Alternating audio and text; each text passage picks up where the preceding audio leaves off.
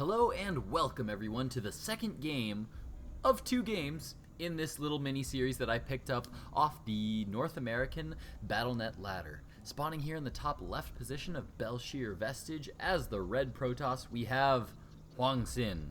Or at least I think it's Hwang Sin. It's Hwang Sin backwards.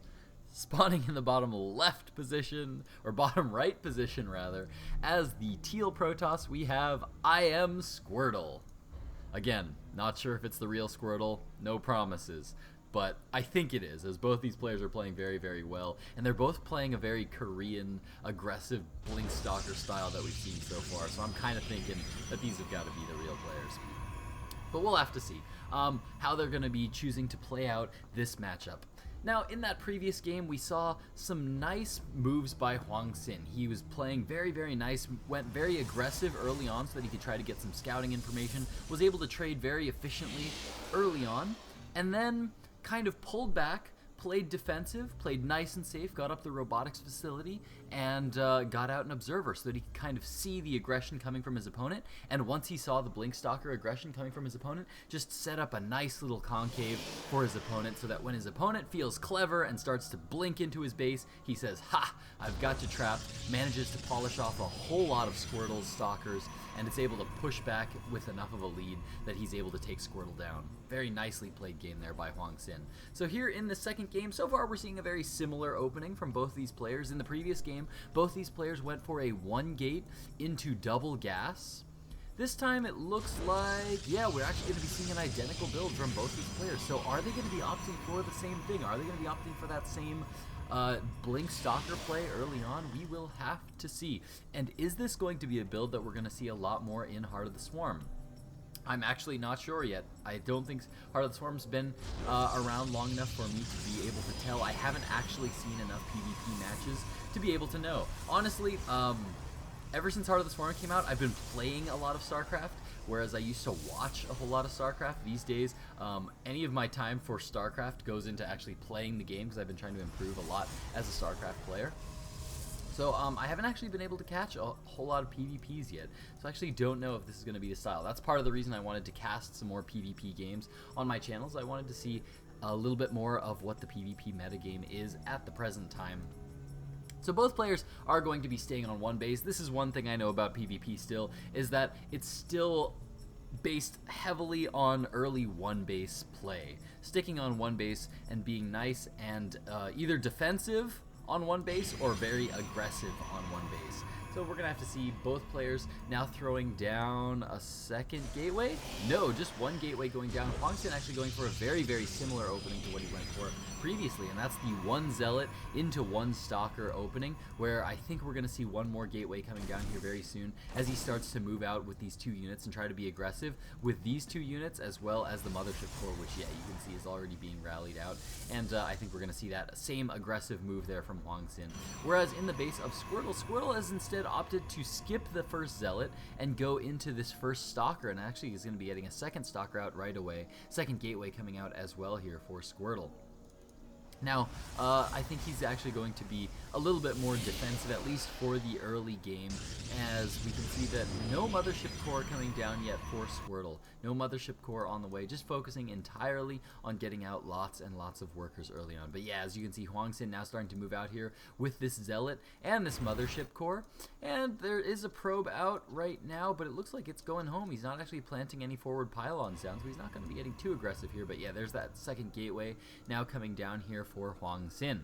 We do have a robotics bay, or a robotics facility rather, coming down now for Squirtle, so it looks like he's going to be opting for either a very, very early observer or a very early immortals that he can usually be very defensive on that, or he could go for some kind of an immortal timing. Now, oh, it looks like Squirtle's starting to push out here, forcing the time warp to go down here for Hwang Sin, forcing him to have to save that, and now he's going to have this same exact battle as we saw previously, but one Stalker once again goes down for Squirtle. That is not the best control there from Squirtle. You don't want to lose that Stalker. It's okay to take some damage damage on the shields there, but you don't want to be losing damage. Ooh, I'm losing some frames there. I think you guys are losing too many of that. I apologize for that. But the robotics facility coming down here for Squirtle. He needs to get out an Immortal. Gonna see most likely a Chrono Boost going down there. There, the Mothership Core now coming out here for Squirtle, and with that he's going to be able to push away a lot of those units, but Huang Sin's Mothership Core is actually getting into the mineral line here of Squirtle, and now Squirtle's going to have to pull back and deal with that Mothership Core. Looks like one Stalker is here to deal with it, but that one Stalker does go down here. He's going to start to pick off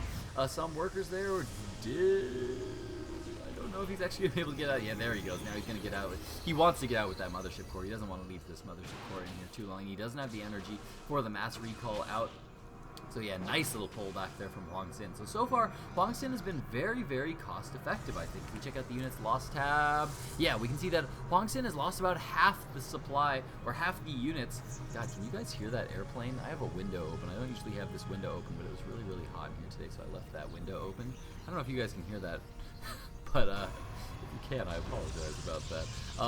Robotics facility is now down here for Huang Sin, as well as 2 gateways going down, and the Twilight Council now researching Blink as well. So it looks like he's going to be going for another Blink play here from Huang Sin. Notice the Observer coming down here, and whereas on the base of Squirtle, we see that one Observer did come out, but he is going for Immortals as well. We see that there's 1 sentry on the field, and we see this Immortal. So it looks like Squirtle opting to go for a little bit more of a gateway mix, whereas Huang Sin is going to be going for the Blink Stalker play once again. As you can see, he's looking to get aggressive here as this probe is now coming out here with the rest of the army. More and more Blink Stalkers coming across the field here, as Blink is going to be finishing up here pretty soon, as the Chrono Boosts are going down on that as well. Notice no more units being produced out of the robotics facility. It was made purely to get that one Observer out so he can continue to be aggressive with these Blink Stalkers. And needs to be really, really careful here as this one Immortal is out on the field, starts to deal a lot of damage, took a lot of hull damage on that Stalker, but once again pulled it back before losing it. Hasn't actually lost a whole lot of units here for Huang Sin. He's been very, very cost efficient with his army. Whereas Squirtle, not so much. Squirtle's kind of been a little bit careless here and lost a few units here and there. Now he's being forced to Chrono Boost a lot of Immortals because he knows that this big play is coming from his opponent. Does he know that his opponent went for this Blink Stalker play? No, he doesn't actually know that his opponent was going for that, but this is a lot of Blink Stalkers here out on the field. Nice time warp going down there, and going to be forcing Huang Sin to have to reveal that blink, as he's going to be blinking some of these units out of there. Both players going with those time warps, and both players taking a whole lot of damage on their Mothership Cores. Yeah, both players nearly dead on the Mothership Cores here, and now where is Huang Sin's Observer? There it is. With that Observer, he's going to be able to see up onto the high ground, and with it, what's he going to be able to pick off? Is he going to blink up into that main? Needs to be really, really careful there. Oh, manages to pick off that Mothership Core, and that is going to be a big loss there for Squirtle, as the Mothership Core of Huang Sin is still alive, now just regenerating energy. More and more units opting to go for mostly Blink Stalkers, but with one Zealot. This one Zealot is going to be able to move up this ramp and absorb a lot of damage here for Huang Sin, as he has a choice to now get up here. There are 2 Stalkers here, so force fields can go down here, and this is a nice move here by Squirtle. The reason this is a nice choice here by Squirtle is because it forces Huang Sin to fight. If this force field goes down, Huang Sin has to either decide, I either need to blink up here with all of my army and fight, or I need to get out of here. I need to get out with whatever our units are trapped at the top of that ramp. So it forces Huang Sin to have to make that choice, to either commit or not commit, and it's really, really dangerous to do so. Now, with 3 Immortals now out on the field, Squirtle is going to start to push out here. Going to start to see if he can deal some damage there. Oh, the Mothership does go down. So both players now without a Mothership Core, but this Time Warp is really, really nice. Look at all these units that aren't shooting at all.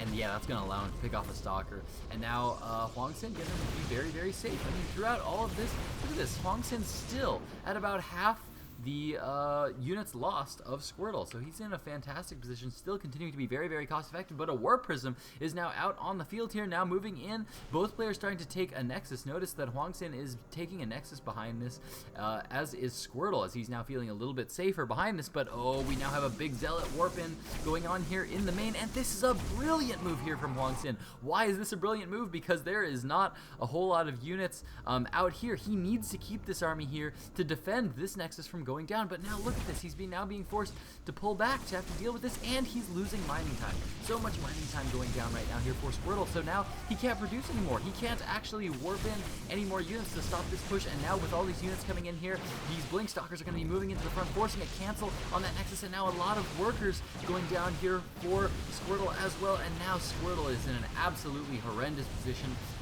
As Huang Xin's base is now up and mining, we do now see the robotics bay going down as well, so he's going to be able to start producing a lot of Colossi, and that's going to be an absolutely huge advantage there for Huang Xin. Now Squirtle in an absolutely dreadful position right now, as he has lost almost all of his workers, down to just 5 workers to the 33 workers of Huang Xin, and that is a growing number of workers there. And actually Huang Xin, now that he's being forced to pull back here, Squirtle basically has to go all in here. He has no other choice other than to just attack, because with that little move there, with the War Prism there, oh god, Huang Xin moves back in with the War Prism, and 4 more Zealots going down there once again, forcing Squirtle to pull back. I'm actually disagreeing with this move here by Squirtle. I think at this point, there's no point in trying to defend against this War Prism. He needs to just go for the kill, because he has no other choice. At this point, his economy is so far behind, he's not going to be able to catch up at all by saving this base. There's nothing he gains by saving this base. He needed to move in as quickly as he can, and oh, on a move command there, manages to lose 1 Immortal really, really quickly. Some force fields going down here, but Huang Xin just blinking back nice and safely. He doesn't have to fight this army. He can pull back. The longer he stays alive, the better off he's going to be. He doesn't have to fight this army at all. Squirtle, on the other hand, needs to move forward. He needs to get out there and start to deal some damage, because he's just falling further and further behind, because he just doesn't have the mining of his opponent. 11 workers to 37 right now. Squirtle is dreadfully behind. He's so far behind. Extended Thermal Lance about to be done here. There is already 1 Colossus on the field, with a second one about to be on the field here, and once those 2 units are up, Squirtle just doesn't have anything to contend with that. He has absolutely nothing to contend with splash damage right now. Everything that Squirtle has is not splash damage units, right? He doesn't have any Templar, no Colossi in this mix, and you need splash damage to be able to deal with, well, another army that has splash damage. Gateway units are just not going to cut it. And now, Huang Xin just continuing to play really, really safe. He's continuing to get up more workers here. Notice that he's not getting constant worker production. He wants to be super extra safe right now against this opponent. And I think that's he's I think playing a little bit too safe, to be honest here. I think he could be going for full worker production and just getting super, super, super far ahead of his opponent. But Squirtle's actually seeing this right now with this observer, so he knows what his opponent's going for. He's seen the robotics bay. He's seeing the Colossi come out right now. Oh, he hasn't seen the robotics bay. There we go. Now he's going to be moving in here, seeing that robotics bay is not researching, so he knows it's already done. The research is finished already. Now going to be moving to the front here. Going to be seeing that the Colossi are already down, and with that, he's going to know. He's going to be able to click on all these mineral patches and see that quite a bit has already been mined from this base already, and so he's in such a far behind spot. There's no way he can actually come back from this. I think he was hoping that with these Immortals he was going to be able to deal with these Blink Stalkers, but now Huang Xin is just in such a fantastic spot, and with this Observer here, he's going to be able to blink up into the main and takes out the Observer of Squirtle, and now he's just going to start to focus down whatever he wants. Going to be able to pull this back here, but he can always just blink right back out of this base once again here. Just going to pick off some units here, and then just blink out for free. Notice he's not taking down a lot. He's just picking off a Zealot or 2, but everything he gets right now is absolutely for free, as he just blinks out right now. And he's just extending the advantage that he gained early on from taking out that Nexus and forcing the cancel on that Nexus. And now the supply is 53 to 108. Huang Xin is just so far ahead, and there's nothing Squirtle can do about it at this point. He's even supply blocked, so we can't even build anything. He is going to go for the engagement here, but again, Huang Xin just going to blink on right on out of there. Ooh, leaving 1 Stalker behind there, but at this point it doesn't matter. He could lose every single one of these Blink Stalkers, and he would be in a fantastic spot. As look at this, 5 Colossi already out here on the field for Huang Xin.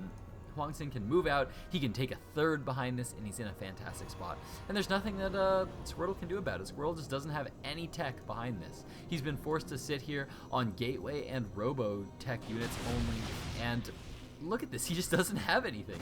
He has no army, and now there's a huge army moving out here for Huang Xin. This is an army loaded up with Zealots, with Stalkers, and 5 Colossi, and there's going to be absolutely nothing that Squirtle can do about it.